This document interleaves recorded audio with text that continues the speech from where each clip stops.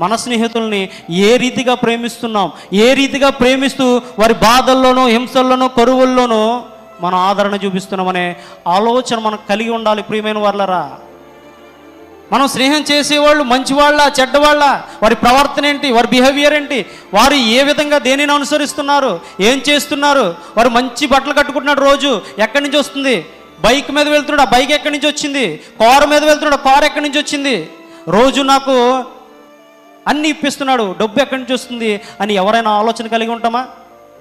వాడు ఎక్కడి నుంచి తెస్తున్నాడు, వాడి సంపాదన ఏంటి అని ఆలోచన కలిగి ఉంటామా? వాడు ఇస్తున్నాడు ఫ్రీగా, మనం తినేస్తాం.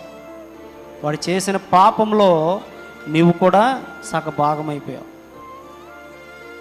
ఒకసారి ఆలోచన చేయాలి స్నేహితులారా, యవనస్తులారా. ప్రతి ఒక్కరు కూడా మనము మన జీవితంలో ఇవ్వబడినటువంటి మంచి జీవితాన్ని ఒక మంచి స్నేహితుడికి మీరు సెలెక్ట్ చేసుకోవాలి. మంచి ప్రేమ గల స్నేహితుడిని మనం ఎన్నుకోవాలి.